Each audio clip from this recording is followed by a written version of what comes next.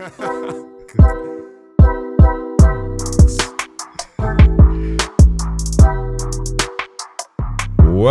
to the Trinitech Cast. This is episode number 91 on the road to 100. We in the nervous 90s. And the reason I know about the nervous 90s is because I was watching the West Indies play cricket this weekend. And two men reached 90 and didn't make it to 100. Now, that must be hard though. That must be hard.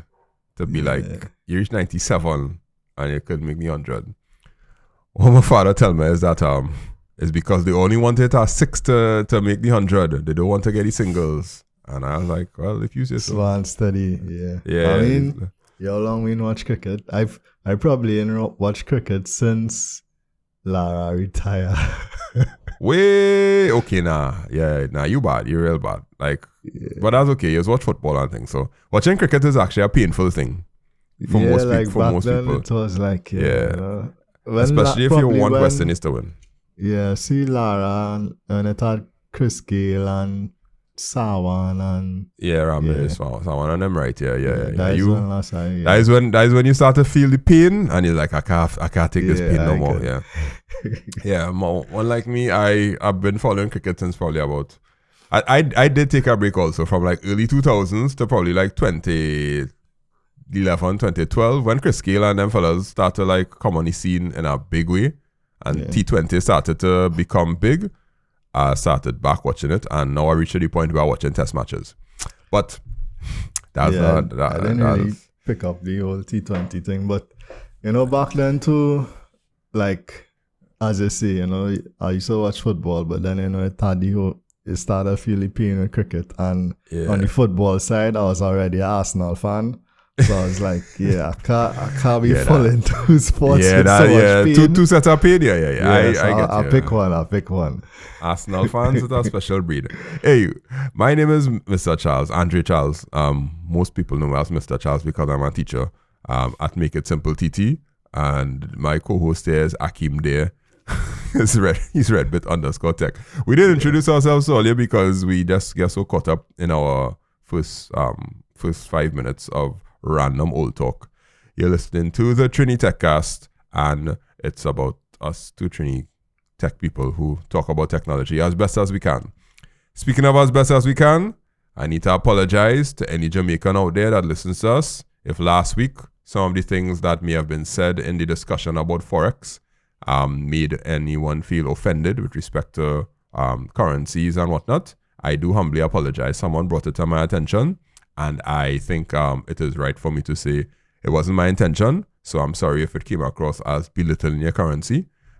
That's not what we want to do. We actually want to uplift everybody in the Caribbean. So sorry about that. And I will not talk about Forex and politics again because we are supposed to talk about cybersecurity and the one payment system. But we end up talking about the Forex, and that is what's happened when you try to talk about politics. I mean, I would say you could talk about it because it's kind of lent to open discussion, and if you didn't talk about it, you would not get that perspective. So you could talk about it, and just be mindful and whatever. I wouldn't say that's shy away from talking about stuff, but it's good to discuss ideas and get different perspective and get feedback and all of that. Correct. It's also good to be good at technology. Talk about what you're good at. This week is Black Friday week, and we have our views on Amazon and their Black Friday sale. How has it been treating you? To be honest, this whole week my wife asked me to buy something on Amazon, and I now realize why, because it's Black Friday. That was like totally off my radar. Wait, no, for real? Wow, you had no idea? When is Black Friday? Next week? This Thursday coming up, well, we're recording on a Sunday, so that means, this Thursday coming up. By the time this podcast come out, it'll be the day before Black Friday. So, That's some stuff I need to buy, like, to have a book. Well, I don't really steal. To have a book, to have a gift I to buy for my daughter and my wife or something. Sometimes somebody might send something and before they send it, that there's like, buy this on Amazon, I'll be like, but she sent it and I just never opened it since the beginning of the week to see what she said. Yeah. I get you. I buy real things. I buy real things. Yeah. I buy. There's a lot of stuff that I saw that the price did actually drop. Yeah. And that's always our problem. Our problem is that the price doesn't drop. But I remember earlier in the year, I tell you I just adding one set of things to my cart. Yeah. And I will see if prices drop. Yeah, the prices did drop for some of them. And I was quite happy. Yeah. So this is the first time I buy so much things on a Black Friday in years. Normally, I would buy a lot of things during the course of the year, most of the times for Prime Days. Yeah. But this is the first time on Black Friday I have like, I don't know, probably about 15 items coming in. Yeah. Plus, kind of the next thing for me too, I'm traveling just now, so. Yes. You could order something in the evening and get it in the morning, or order it in the morning and get it in the evening. Yeah. Whichever one. Yeah. Or I could order it and just leave it up there until I go up. Yeah. Felt understood. Yeah. But this is the time of the year I always have to buy a new running shoe because I buy a new shoe every year. So right now my shoe worn down and I start to feel it. So I buy a shoe. I had a shoe in my cart for a while. Yeah. And I knew it's time to get it. But when I saw the price drop, I was like, ooh, okay, cool. Yeah. Well, I bought a not running shoe. There's the time of the year I started buying for a football. Yeah, and you talk. Yeah, because always end up boosting. Yeah. No, last time one boost, I stick it back. Yeah, buy one. Now, when you're using sports stuff regularly, you just kind of understand why athletes says, like some basketball players, they'll put on a new shoe every night. Every game there's put on a new pair of shoes, or some of them does wear like one for probably about 2 to 3 weeks and then they just change out the shoe. It actually have a difference. It actually feel slightly different. But I can't afford a new running shoe every month. But yeah. So that's the basic intro into our life. All of y'all who shopping out there, shop wisely. Remember, check for the prices. Install Honey. Even though I think Honey in cahoots for them, I don't know. The Honey app seem like it get commercialized now where there's be like show you the price drop, but did it actually drop? Did it? We don't know. So we're talking about today. We are talking about the following. Can social media limits work? The government is thinking about applying social media restrictions to children, which I think we spoke about that at some point in time before in Florida. They wanted to do it. So we'll kind of take a look at what they plan to do and how it actually works in the rest of the world and if it does work. Cybersecurity with UTT. UTT is offering free cybersecurity courses in collaboration with D-Hub, which is one of the things that we think works well right now in terms of technology. But when we get to the end of year technology recap, we'll see how that goes out. How to scam scammers with AI, that's the third one, that's the international one, because we always do 2 local, 1 international. How to scam scammers is kind of funny because the robot calls that people normally get, somebody created an AI, actually an actual company made an AI that will be able to screen these calls and have them talking for an unnecessary amount of time. So it's kind of funny, but also kind of serious because it's an actual application of AI that we probably never thought about. So let's get into it. We'll come back after this break with social media limits. Can they actually work? Well, you probably made it this far in the podcast. That means you probably like technology a lot and like to at least hear us talk about technology. And that also means you may know somebody or somebody who knows somebody or somebody who knows somebody who knows somebody who wants a website built or an app built or some sort of technology integrated in their business. If you want to help them out, you could send them to makeITsimpleTT, send them to us. And we have business services that range from building websites to building apps to invoicing systems to ensuring that technology is used in your company, the installation of routers, buying things online. So you can check us out, 308-8799. You can check our services out, or you can go to makeITsimpleTT.com and see some of the things that we've done and maybe give a recommendation to our website built or something like that. Back to the podcast. So here's the article, and it's a short article, so I could read through most of it if when necessary. So the government may have to consider passing legislation that would disallow children under the age of 16 from accessing social media. This move would be geared towards eliminating the threat of cyberbullying and cybersex exchanges among teenagers and others online. The possible action was hinted by Minister in the Ministry of National Security, Keith Scotland, while speaking yesterday at a seminar on cybercrime held by the United Nations Office of Drugs and Crime and the National Parent Teachers Association of Trinidad and Tobago. Scotland said it was a solution being put in place in Australia to deal with the issues surrounding cybercrimes affecting youths. And he kind of stated that last week, Australia's states and territories unanimously backed a national plan that requires most forms of social media to bar children younger than 16. The Australian model proposes the owners of the social media platforms would be responsible for enforcing the limit. So, well, I'm a teacher, and I could tell you this from now till whenever. Cell phones in school are the bane of teachers' existence. Like managing cell phones in school and managing what they do. Worse yet, I have a little say in the networking of the school, right? And trying to implement filters and things to block TikTok and those things. It's kind of hard. So like, I don't know if you ever had to put up a firewall rule to block any social media app. Yeah, certain sites. But you can't just block certain sites anymore, because before it used to be one website that you could block. But now, because these things using CDNs, you had to find the IP address of every CDN and block it. Yeah. And TikTok have like 40 CDNs. So see me trying to block TikTok, and I had to Google all the CDNs and get a list of IPs and try to put them in and all kind of region. And if you miss out one, because basically when the user tries to access the website, it will try all the CDNs going down the list. 1, 2, 3, 4, 5, until it could get the content. And if you just miss out one CDN, the app will work. So it's not like you could just block TikTok.com and stop it, right? And I think that's what what most people think that you can do. Just create a network for the students and block the social media sites. But it's not that simple. And it's real hard to do. So most schools, they just basically be like, here what? We're either not going to give the children Wi-Fi, or we're going to tell them to stop using their phones. But you can't say in the age of technology that we taking the students off of the internet, because what if they want to do actual work?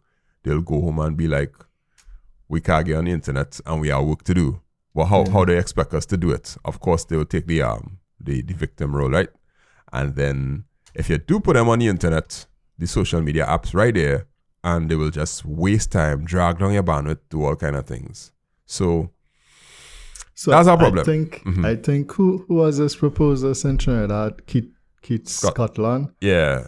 So what he proposing, they're kind of premature, because, well, at least in my opinion, because it hasn't really been done in any other country. And for this to really work, the social media companies themselves need to have something in place to enforce it. Because how else you going and verify somebody's age to block them from the site? And I think that's what Australia trying to work through. Because, like, say if you have a child and they go on the internet now, they open Facebook, Twitter, not Twitter, Facebook, or Instagram, or TikTok, right? How are you going to know that this child is under 16? How are you going to verify that? You need, like, what law Trinidad could introduce, or what technology Trinidad themselves could introduce to put that in place, versus it having to be with the actual social media companies to do that verification.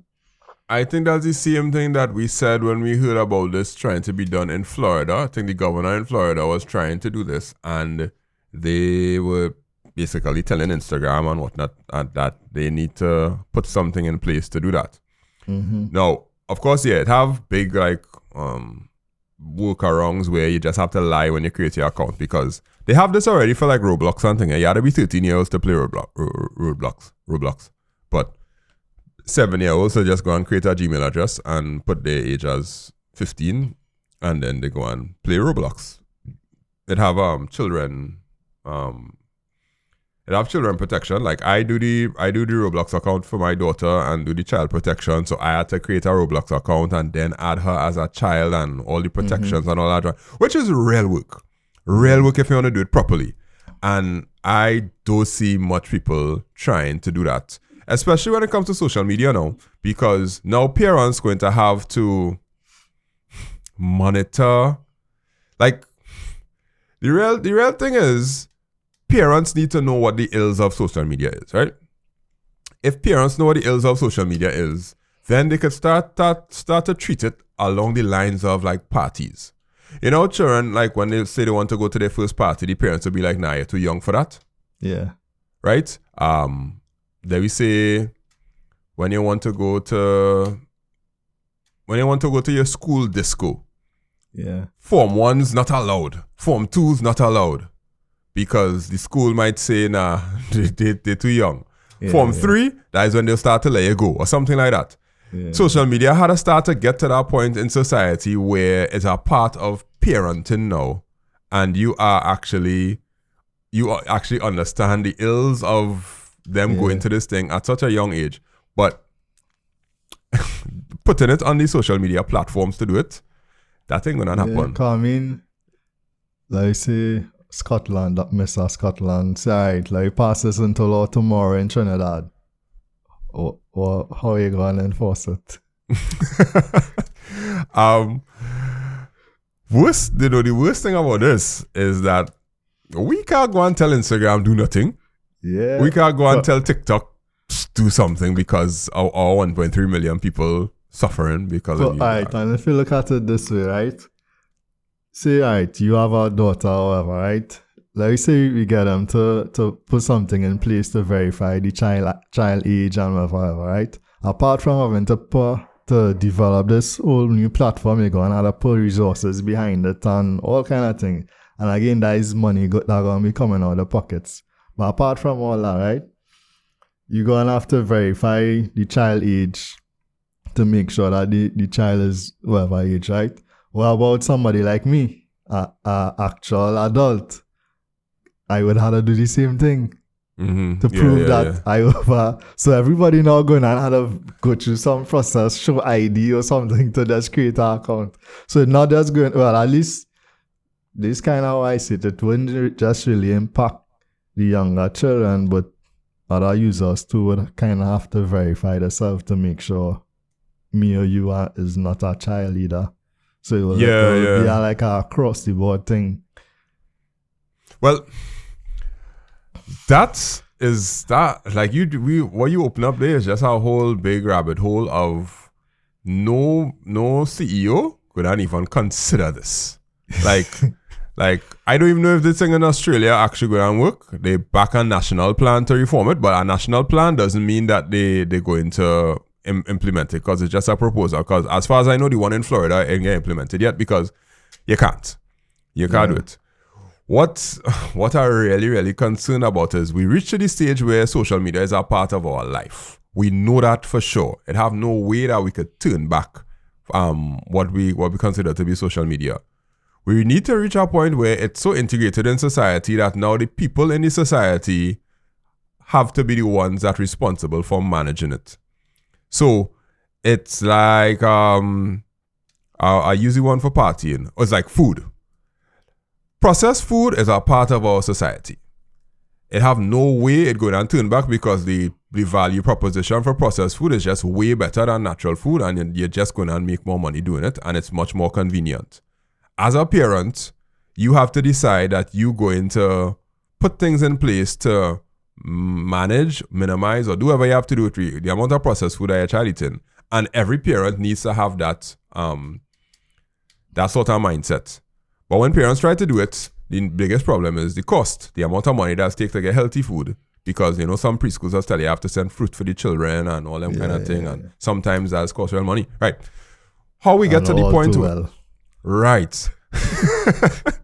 How we get to the point where processed food became something that people have to manage. People start to link it to cancer and people start to link it to all kind of this and all kind of that and whatever the case is, right? We ain't get to the point where people start to link problems to social media yet, because in the grand scheme of the world, social media is 20 years old, right? The high-speed internet social media after MySpace, after Facebook was 2004. So that means 20 years old. We didn't really link all the big problems to it yet. If we do start to link the big problems to it and people understand, then the whole society going to start to get to the point of, let's put something in place for this, because you as the parent have to take control. If you decide not to, then that's your choice. But at least we let you know that if your child is under 16 and on social media, the chances of them going through depression by age 19 is going to be 10 times more than a normal child. And that's the only fix. Not just depression, but long time we used to talk about peer pressure, and peer pressure long time only used to happen in school. But now peer pressure can happen at home or whenever you have access to the internet, WhatsApp, Instagram, DMs, all of that.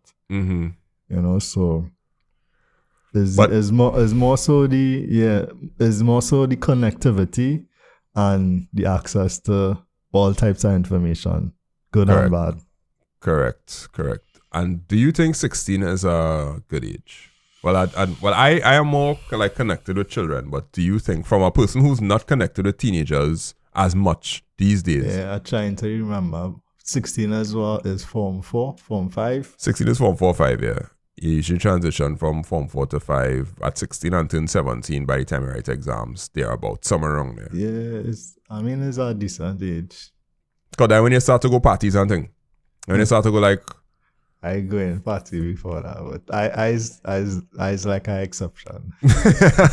Well, the exception can different now, because some of them try and go in parties at 13, but that is when generally you start to understand enough about life that your parents give you a little chance to try to experience the world as we know it, right? Yeah. Now, what about all the content creators that creating content for these children? That is where we're going to bounce up our problem. Because it have a lot of content for children under 7, right? That, of course, they're children are match because YouTube have YouTube Kids, right? Yeah, that was going to say. But they have YouTube Kids, and you could manage it as a child. But then there is that gray area from 11 to 16. Yeah. Where the content is, all right, you might get somebody saying what the heck or what the fudge, or them kind of tween shows I used to see on Disney. Yeah. Them kind of thing, right? That's the kind of content that's being created for them, and it's real.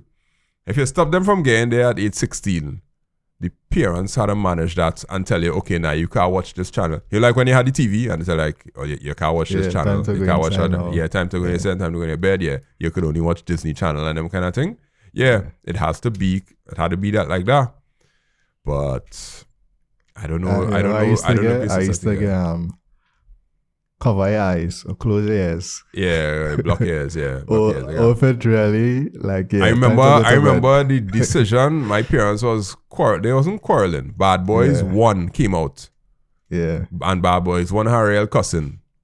I was probably 13 or 14 at that point in time, and they had to decide if I get to watch Bad Boys.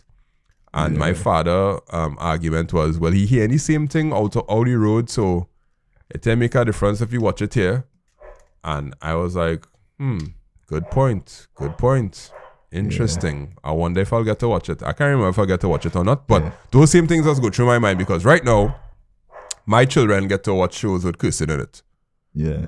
And they are 13 and 12. You know where I learned to curse? Like real curse, like Hollywoods in primary school. My parents never used to curse. No extended family, nobody used to curse at home. But in primary school, I learned every single thing. Yeah. And in primary school, I used to real curse. Yeah, I understand. Reach home, switch off. Just switch off, yeah. So I know they know the words and everything. When we watching the show, I watching with them because I know, all right, cool. That's just normal. They're not going around trying to curse everybody because I don't know, because of their bringing out whatever the case is. But I can't say in any stretch of the imagination that I was like a super parent who monitors everything. But I know about technology. I know about things. I have like limited social media access for my children because I know. And every time school starts, I have to give a talk to the parents of the incoming 4 months to let them know, hey, you have to start to pay attention to this because this is their life and you have to understand. Just like how you teach them how to cross the road, you have to teach them how to respond to messages. You have to teach them how to scroll properly, teach them how to avoid these pitfalls of social media. But I don't think the society remotely even cares about it. Yeah, I don't think it could fully leave it up to the social media companies. As I say, it had to start being embedded into the culture, and like us and people are a little younger who going to be the parents or who are the parents of teenagers, or you may have a small child now. Now is the time to, like me, have a daughter who's 4. So I know at least in a few years, there's things I had to start thinking about as part of parenting, Yeah, correct. Social media etiquette and look, that had to be part of the whole parenting guide. Well, it's not a parenting guide. But some of the priorities that you have, like, you had to teach them about money, you had to teach them about respect, teach them how to take care of themselves, hygiene. You had to teach about social media too. Yeah, you mentioned Bad Boys, but like it had one, I used to like to watch, and after a while, my grandmother and my mother was like, "Nah, you too young to watch Simpsons." I was like below 10, and I was like, "This Bart Simpson too rude." Which was up for you to watch. Go inside. Now, but like 80s and 90s Simpsons, Bart Simpson was really he was a handful. But I really like Simpsons when I was smaller. I probably didn't understand half the jokes, but But talking about this, right? It have countries that well equipped to do stuff like this. China, because I mean, their government have stuff like deeply embedded in terms of digital IDs and correct full control of social media. So I don't think they had traditional social media. They had their own TikTok. And I'm pretty sure their TikTok has some type of age control and digital ID. They probably have it restricted down to the to hours and whatever. And that could and again that does probably work because not only the children probably have that, but all the adults probably have some digital ID. But in the US now, like in the US have digital, it could do like a digital ID, but in order to do it, you kind of have to give up some personal information.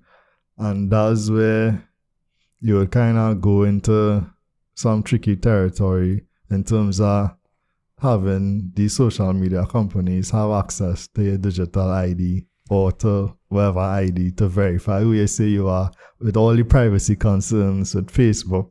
You're correct, you're correct. So I just check it. China requires social media platforms to curate content for users under 18. And it has teenager mode that limits content to whitelisted options and limits users to under 40 to 40 minutes of screen time per day. So you go on your Chinese TikTok and it will just shut off after 40 minutes. Yeah. And that's just embedded into it. That's not even the parent how to do it. It's so China could do it because they state controlled and all of their technology is state controlled. But in a democracy where everybody have a chance, us in the West with our democracy and freedoms. Everybody have a right to parent their child how they want and that kind of thing. That's I get. Not just that, but like the privacy part of it in terms of the social media companies having access to your ID, your digital ID. I mean, I'm sure it always to probably encrypt certain things, but though it's still Akeem, there your date of birth is so and so, there's your ID, and there's how you verify yourself. I don't read any article about what Australia was trying to do, and they're trying to do it from a platform level. But as we said, they can't do it from a platform level. So the only way you could do it is from a state level, and the state level requires it to control the ISPs. And to control the ISPs, that that ain't gonna work out. That's you need some type of China level control. Yeah. Or trust. Because here's what happened in China. China provides a model for how this could be done. Beijing mandated a coordinated effort across app developers, app stores, and device manufacturers to create a unified minors mode. This framework enforces strict rules like age-specific screen time limits, mandatory breaks, and curfew banning between 10 and 6 a.m. These measures are designed to close the loopholes kids have exploited, such as using their grandparents' accounts to dodge restrictions and indulge in late-night gaming. So, like, when the children try to create their own account, this is your account. We give you your account. And you don't get to go and create a new email address and them kind of thing. Yeah, but they had to work with app developers, the app stores, and device manufacturers. And you know how people that say when you go to China, like how Tesla, when they go to China, they have to follow the rules there. And when Instagram in China, they had to follow the rules there. Apple had to follow the China rules. Yeah, that's what we need. If they so judge, like when your child born is like, all right, you gotta sign this. Yeah, ID digital, one time. Yeah, I 100% sure that's probably what's being done because they're monitoring you from birth, dog. They're monitoring you from birth, coming straight up. Because they don't have your face as a baby all the way up to like they could tell. So that's nice to see, Mr. Scotland, and that's cool. We could see the need, but in his defense, in the article, he did say something along the lines of what we are saying. He added that teachers and parents had a role to play and described them as the gatekeepers. You can only do that much during the time that you interact with your students, but certainly you can be observant and certainly you can take action in order to protect the young ones who are under your care. If you find out that there's a worrying trend, then you can call the parents. And well, in schools, from my deliberations and talking to teachers, you just call parents, you just take away phones, you just do all kind of things. And then the parents just come and be like, why you take my child phone for? What?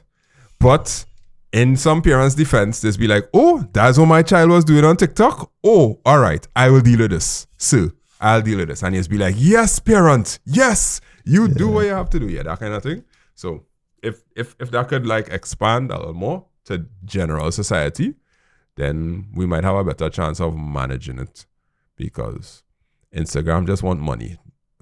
TikTok just want money. They just want users. Them and studying the health of people unless they get put before a trial. Something of that sort. All right. Inside that social media, I think it had some cybersecurity talk, but cybersecurity is really for the UTT to do right now. Well, at least that's what our next story is about. So that's my segue of champions. We'll be back after this.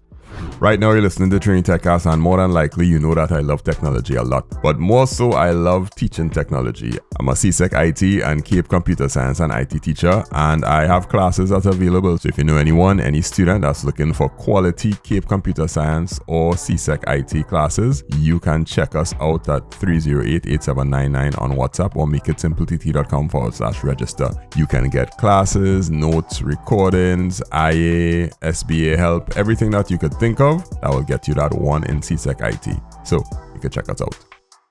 Back to the podcast. So we love D-Hub. Well, I mean, you love D-Hub. I'm quite impressed and happy with D-Hub and the things that they do. But the next thing that they seem to do is they're trying to work with the University of Trinidad and Tobago to advance local cybersecurity. So here's the article. It says, I don't know why this picture came up so big, but it came up that big. UTT signs cyber MOU, Memorandum of Understanding. I still don't know where Memorandum of Understandings have come out from in life. It is, so I've been privy to a few. It's something, so you have a contract. It's something is below our contract. It's not really, binding. Yeah. I went through a good bit of my adult life and never heard of a Memorandum of Understanding, but probably within the last 10 years, I hear this thing coming up, a MOU.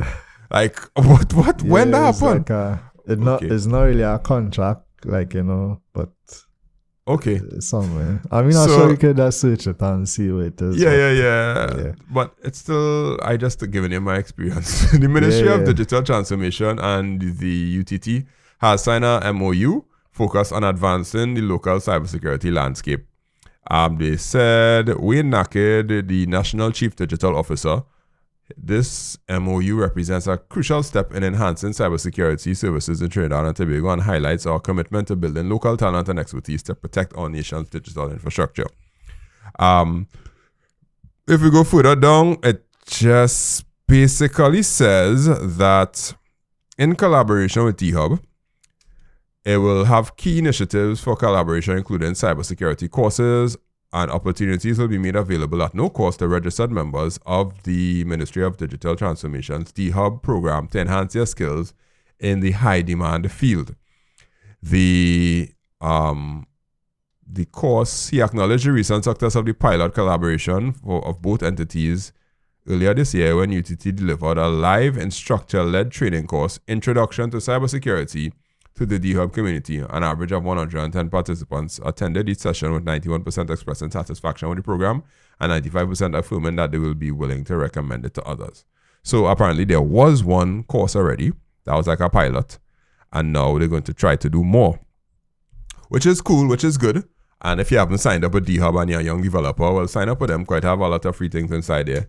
I just didn't really I don't have time. But like some of my students, I kind of put them on it, and they did I don't consider myself a young developer anymore. That one is a wise sage now. He's come to you for consultation. That's what you come for. Yeah. So they're doing it, and they're giving you cybersecurity training live, right? So I guess this was one of the I know the guys who and gals who did D-Hub, they said they had certain workshops or stuff like that. I guess this may have been one of the workshops or courses. Oh yes, that they would have done. yeah. That could be true, that could make sense. Yeah. And they did say that the people that were training them weren't like fly-by-nighters who just come to slap together courses. People who actually know what they're talking about, and they know the stuff about technical implementations and those sort of things, right? So my concern or my question would be: are we in a position to give world-class cybersecurity training in Trinidad and Tobago, or are we able to just give the entree and the appetizer, but in terms of the main course, would we need to get higher level training from more international people who deal with bigger cybersecurity threats? I don't have an answer because I'm not privy to the course, but like, what do you think? For like, is our university, so for like university style or level courses like this, introduction to cybersecurity, and if it continuing along that part of university and university teachings, is more or less try to give you a foundation, in terms of the field and certain best practices and whatever the case may be. And if you really want to become an expert, I wouldn't say university is the place to go looking to be an expert. If you want to become an expert, there's a mixture between experience and some of the world-class certifications, in terms of, I don't know, is what we call it now, CCERT and them types of certifications. Mm-hmm. So that's where you probably go if you want the world-class type of, cutting edge in terms of cybersecurity. But, universities still have its place in terms of probably research and trying to be on that side of the cutting edge, in terms of emerging stuff and, and trying to feed back into the real world. If it comes to research and trying to be on the cutting edge at that side of things, which is probably what most universities tend to kind of based on. But if you're looking at research, I probably would say we're not on the cutting edge in terms of cybersecurity research. I could be wrong, but... So I'm looking at the course outline for a course in the MSc, Master of ICT in cybersecurity at UTT. And here's some of the topics that they have. It's led by Zaid Sakr, Dr. Zaid Sakr, probably an international person, I don't know. Topics are system security, introduction to cryptography, computational cryptography, authentication functions, hash functions, public key cryptography, authentication, symmetric key exchange protocols, asymmetric key distribution, network layer security, transport layer security. So things like SSL, TLS, IPsec, public key, foreign key, basics of number theory, exchange protocols, hashing, different types of attacks, but they attack there are some different attacks on top and stuff inside of it. So it has midterm is 30 marks. Project is our oral presentation, and then a project report, and then you have a final exam. So I'm not too sure how practical it is. Now, to your point, the practicality of it may be where we might need to be a little more vigilant, because understanding hacking and security and how it takes place and actually actively fighting a threat is chalk and cheese, boy. Chalk and cheese. Because that course of lying song, as you said, song like they're trying to make you understand, understand from a foundation up, understand different concepts and whatever. But I'll give you the real world side of it. Yeah, go ahead. What are you saying? Just the real world side of it, they're probably not bridging that gap. And that's where you kind of have to dive into the field. When I was in university, they taught me all about DNS, right? Domain name servers, and they tell you what is the phone book of the internet and all them kind of things. You know when I really understood DNS? When it started work. When my website went down. Yeah. And I was like, why my website not resolving? I don't understand. And I had to check the error message back to what that code is. What is the problem that happening there? All them kind of things. And then I was like, I have to basically stop using this default DNS that the host provided me because it ain't good. And now I have to switch it to Cloudflare, because Cloudflare will be able to check all them things. And when I had to set up Cloudflare, I learned what DNS is. And I know what @name is and this name and all the different text files and security things that I could put in. Yeah, that's the only way I learn it. And all those things I did an exam about. And I was just like, what is the @name? Same thing That's how with me you get the @ that was say like university would only take you a certain point. Beyond that, it's up to you to apply where you learn and to learn even more. You learn on the job, get experience, break things, fix things, fail. Yeah. Fail. Lots of failing. Failures all the time. So the memorandum of understanding, before you say that, an MOU serves as a precursor to a legally binding contract, but is typically not legally enforceable itself. Is that shake So it's like right below before you get the contract. Yeah, it's a shake hand. It's a I got you. Yeah. A good fit. Yeah. That's what it is. So write it on a piece of paper, MOU.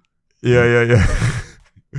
So if these courses are now, I don't know what the other courses the UTT has. So if they do have courses that go into the practical, because of course me being a UTT graduate, UTT was way more practical than UE was offering me at the point in time. Yeah. And I actually did stuff that was like building things, and that was actual fun and understanding how it took place, right? So if UTT is still like that, I gather that they would have some.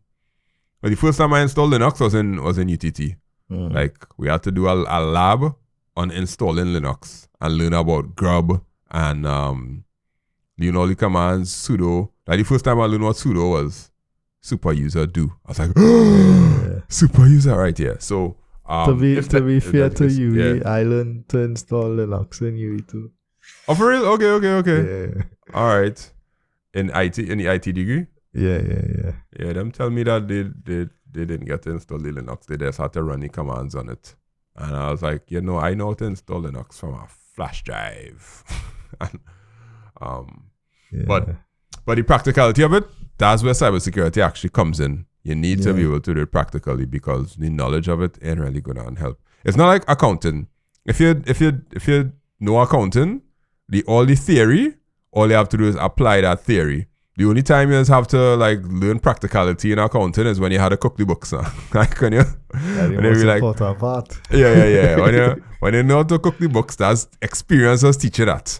But for the most part, our accountants could learn everything that they need to learn from their actual field. But when it comes to cybersecurity and a lot of things in IT, especially networking stuff, I think a lot of things in life on the whole, a lot of things, you need to actually. There's one thing reading and whatever, but when you're in the field itself, you could even have practical experience in school. But when you're in the field itself, it has certain things that might pop up that you never see before, even while doing the practical things. And you yourself had to have a good foundation in what you do before and a good head on your shoulder in terms of critical thinking and problem solving, to think on your feet, to be like, all right, I never see this before, but let me try this, and this is the logical way to think through this problem, and eventually I should reach a solution. And I think that apply across the board to a lot of fields, not just IT, but probably a lot of science-based fields. And most of the times, correct. Into other areas too, Yeah. If you see a text file on your server saying, "Hi, I've been in here for a month." You crap yourself. Yeah. Yes, some big bees of sweat could be passing. Like, a month, you say? Okay. Let's open the textbook and figure out what to do. No. You go. Yeah. You probably go to Google first. Yeah, so pick up the hub. Let me see if they have a list of courses that anywhere listed there. Challenges, resources, resource center, GitLab, resource library. I don't know. I kind of find and I'll try to look through the website and see if we see anything about the courses that they have available. But I'm not seeing anything about UTT inside there. I'll tell them I have to log in. Did I ever log in? Yes, I did log in. Well, not time for that right now. But yeah, so I'll do some follow up on DHub and see if they have a listing of the courses that they're actually offering, and if it does have stuff that they're offering that's worthwhile, we should be happy. Which generally I am happy that these things take place. Wow. Okay. Well, the next story is something that has me very happy. Using AI to scam a scammer, because if you get a robocall or you get a robo message, it has some people that kicks off a replying to them to see how far it does go. And it has some people who just be like, why do they have my number? Well, they do have your number. Let's see what we could do about it, because one company has figured out a way to frustrate them. I'm not too sure if it's going to frustrate them, but we'll see. We'll be back after this break, right? Well, because you're listening to this podcast, more than likely you know how to order things online already. But if you know somebody who doesn't know how to order things online, and you probably just fed up having to order things for them, and you want them to be able to get a little more self-sufficient with respect to ordering things online, we have a service called Order It, where you can send the links and we order it for you and we deliver it straight to you. So if it's somebody who is not technologically savvy, doesn't have a credit card, and they want to order things online, hey, send them to us, 308-8799 on WhatsApp. And we'll be able to help them order it and save you the trouble of having to buy things for them. Back to the podcast. So have you ever gotten a robocall? Not the message one. Like they call you. Yeah. Well, like, robocall or like a scammer. Yeah, scammer call you. Yeah. I got one actually last month, I think. Oh, like, for real? A WhatsApp group got compromised.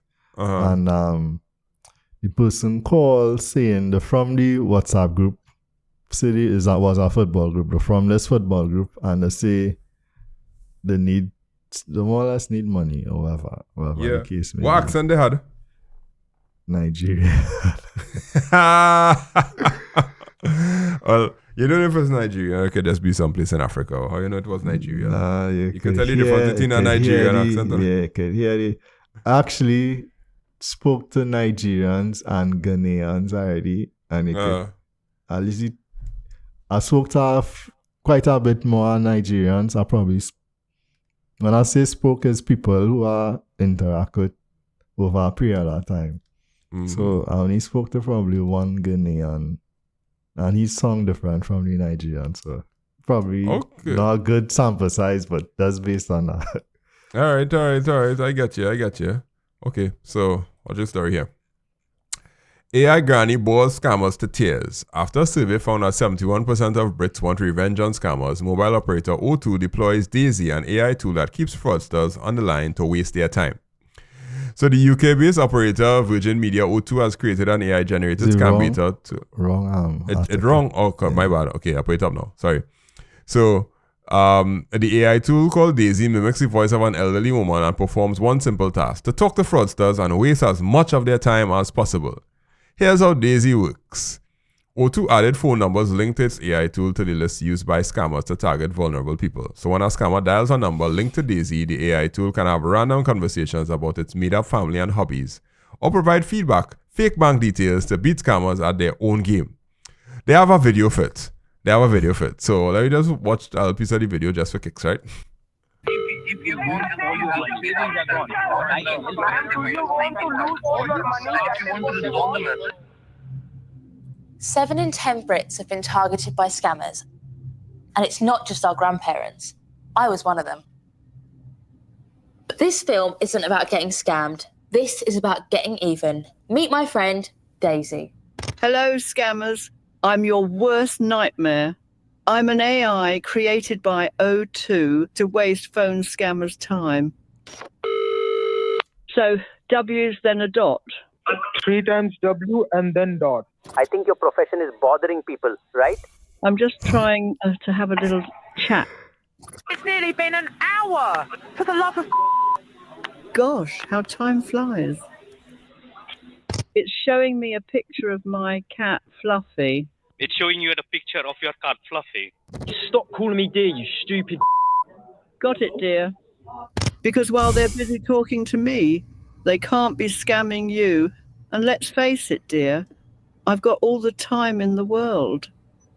So whilst you're out enjoying life, Daisy and O2 are here fighting scammers, taking calls and wasting hundreds and hundreds of hours of scammers' time. If you want to help Daisy and O2 ruin a scammer's day, you can report scam numbers to 7726. Because you can't do it all on your own, can you, Daisy? Who says I am, love? Speak soon, scammers. So, this was the worst thing they can do. Because now this camera's going to see that this Daisy thing wasting the time. Unless they have different voices and different, yeah. I gather that they would have they need to have different voices, right? Because trust me, scammers just be looking out for these type of scam traps. Yeah. I sure that somebody work in them call centers and that is a work to see quite a lot of YouTube channels that does actually do scam baiting. Yeah. You know? And there's use all our people voices. So if this was her name, Daisy, if Daisy is just one thing, it might be now, but these cameras will catch on. Yeah, they're so stupid. What I think they will end up having problems with is that the people that are talking might start to figure out the little innuendos about the human voice and the cadence of how it's speaking, because you could hear when Daisy was talking that there was a little cadence that this sounded very robotic, like you're talking to a AI robotic kind of person. But if they put some sort of tool in place to do that, then they'll be able to figure it out. But I'm almost positive that they are different voices. Almost positive. It's hard to do that, right? But the cool part about this is that AI gives us the ability to do this and at scale now.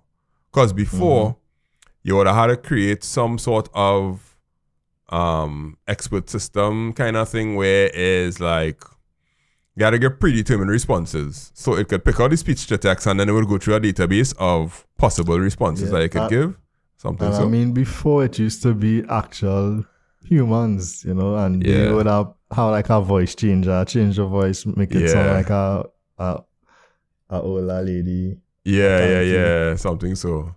Yeah, I think the AI part of it now gives them a better chance. And this one could actually hurt scammers. Now, the one where you have humans talking to them, humans still had to waste their time and talk to them. But this one could actually hurt scammers because now they may not be 100% sure if they're actually talking to a real person.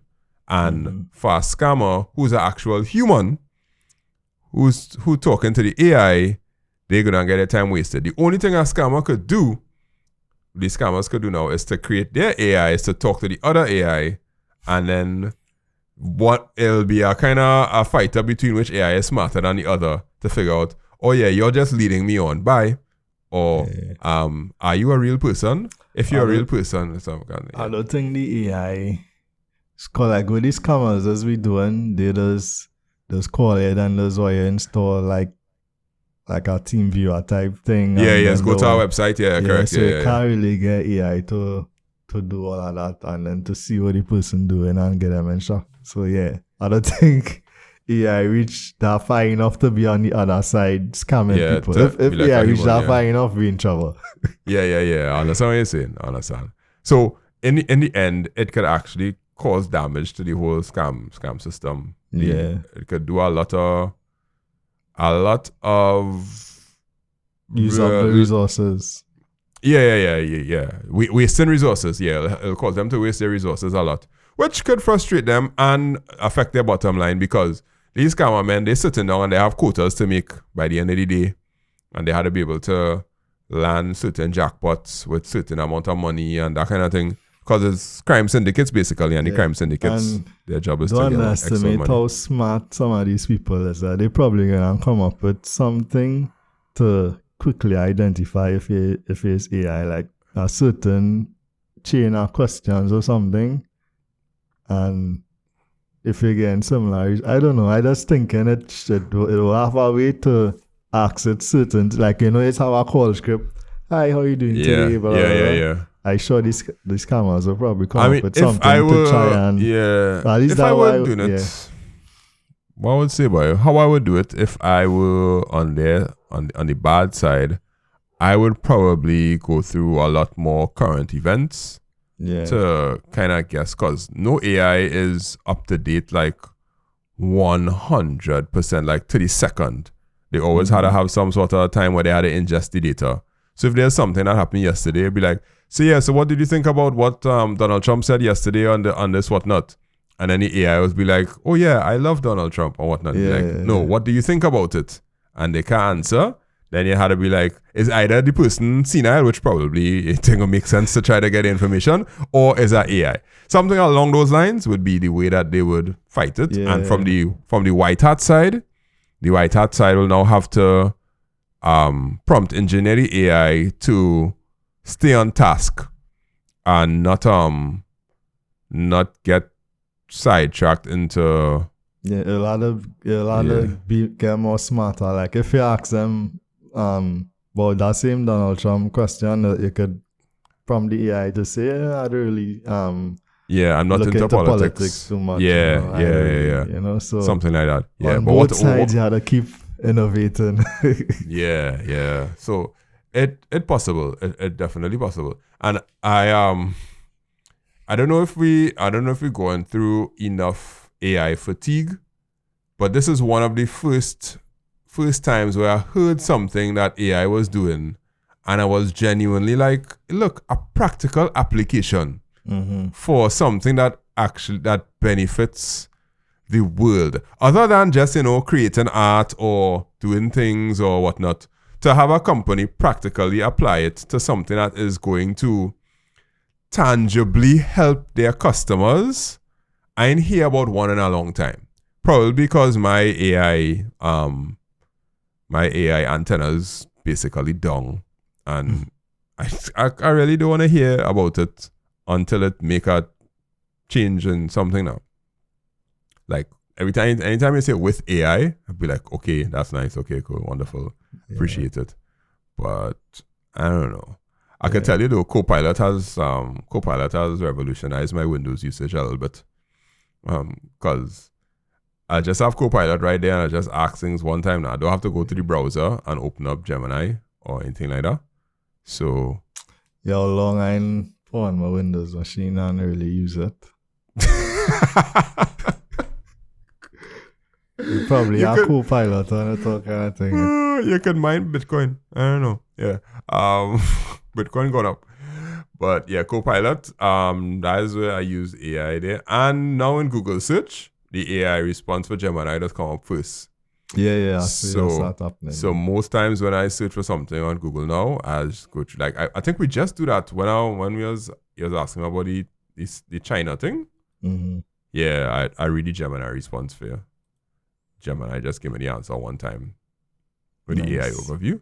And what Google doing there is very useful because it gives you the AI overview and then you'll see the little link next to where they get the information from and they show you all the websites right next to it that it pulled the information from and you could go directly to the website, right? So when you was talking about the China thing in this same episode, the part of the time limits and parental controls, I was led to a website that showed me the information about how they get the things done.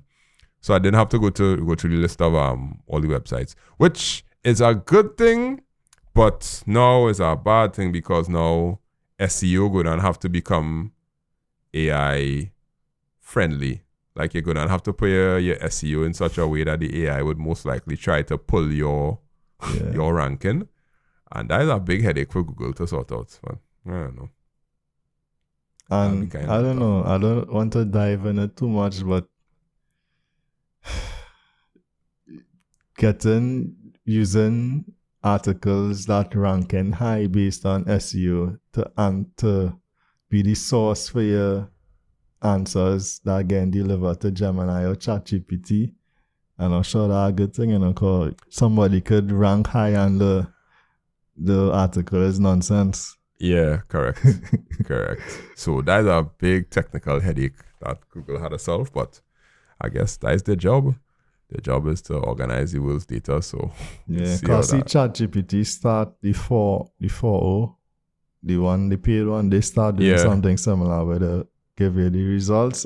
Like if it's something current, they'll give you the result, the answer, and then they'll link to it below too.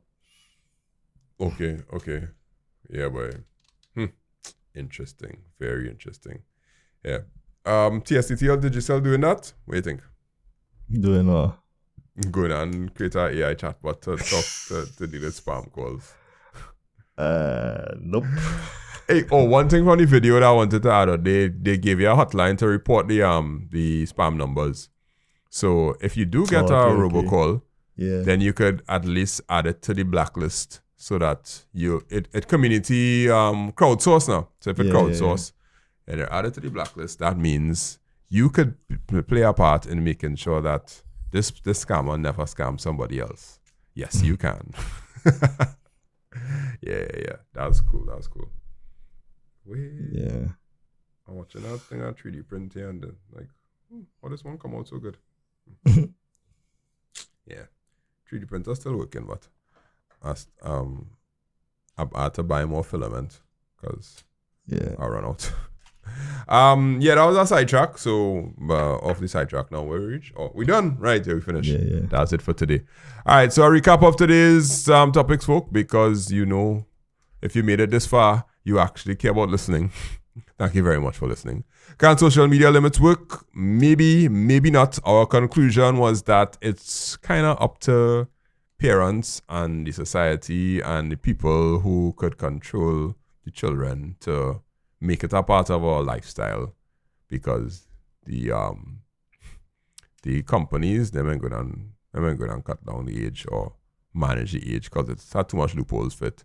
Cybersecurity with UTT, we came to the conclusion that what's the conclusion we get today? That people you'll get the basics, but in order for it to really know cybersecurity, you have to do it. Get your hands Actually, dirty. Yeah, you had to get your hands dirty. As with most things. Yeah. And how to scam scammers with AI. It's cool, but there may be some loopholes, and it'll just be a kind of fight of like spy versus spy on how to do it. But I was impressed about the implementation of it in a real world situation and a setting that would benefit real people more than just gimmicks. So that's us for this week. We are approaching the end of the year earlier, and I forgot to tell you, I could probably say this on the podcast. I'm thinking about doing a survey and see if we get like people to respond to the survey and tell us the good things that we do for the year and tell us about things that we could do next year with topics and things. What do you think of water? Yeah, that cool. I mean, out of the 30 people that listen, we might get 10 people to respond now. So nah, it's more than that. It's more than that, and I feel you need to get your iPhone, right? Because you keep leaving us Apple Podcast people out. I tried to log in the other day, and I was like, check your phone for your code. I was like, why you can't send my text message? Huh? Why you can't send my text message? But yeah, Black Friday is good on, so I'll get a refurbished iPhone, okay? And yes. We'll check the actual numbers and we'll do some actual evaluation. And yeah, I might do a little Google form. I might message you during the week and say these are the questions I want to ask, and do a little Google form, and we'll put it up in the last few shows of the year and see what people say.